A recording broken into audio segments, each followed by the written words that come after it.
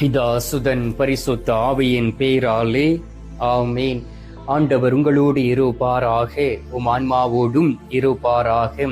புனித யோவான் எழுதிய பரிசுத்த நற்செய்தியில் இருந்து வாசகம். ஆண்டவரே உமக்கு மகிமை.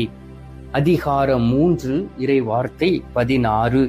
தன் ஒரே மகன் மீது நம்பிக்கை கொள்ளும் எவரும் அழியாமல் நிலை வாழ்வு பெறும் பொருட்டு அந்த மகனையே அழிக்கும் அளவுக்கு கடவுள் உலகின் மேல் அன்பு கூர்ந்தார்.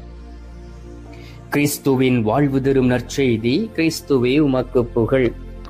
கிறிஸ்துவுக்குள் பிரியமான என் அன்பு சகோதர சகோதரிகளே, இன்று அதிகாலையிலே நம் ஆண்டவராகிய இயேசு கிறிஸ்துடைய திரு பெயரினால் உங்களையும் உங்களுடைய குடும்பத்தையும் நிறைவாக ஆசீர்வதிக்கின்றேன். இந்த நாள் உங்களுக்கு ஒரு ஆசீர்வாதமான நாள். ஏனென்றால் ஆண்டவராகிய இயேசு கிறிஸ்து உங்களை தேடி இந்த நேரத்திலே நற்கருணை நாதராய் உங்கள் நடுவில் கடந்து வந்து இருக்கின்றார்.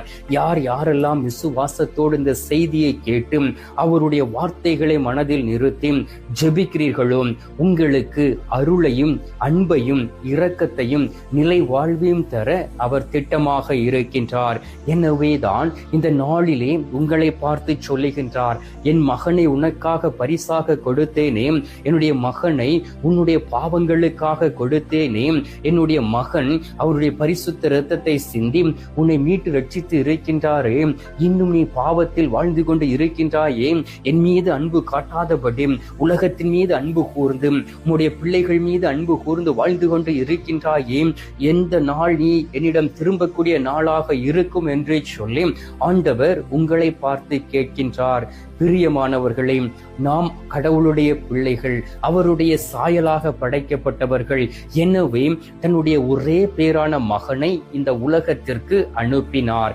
இந்த ஒரே பேரான மகனை உலகத்திற்கு அனுப்பி அவர் நமக்கு மீட்பை பெற்று தந்திருக்கின்றார். எனவே அவருடைய அன்பு நிபந்தனை அற்றதும் முடிவில்லாததுமாக இருக்கின்றது. அன்பார்ந்தவர்களே, ஆங்கிலத்தில் சொல்லுவார்கள், God's love is unconditional and eternal.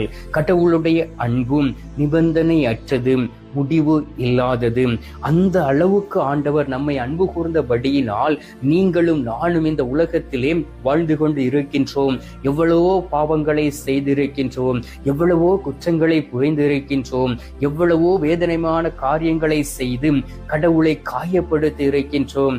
ஆனாலும் கடவுள் நம்மோடு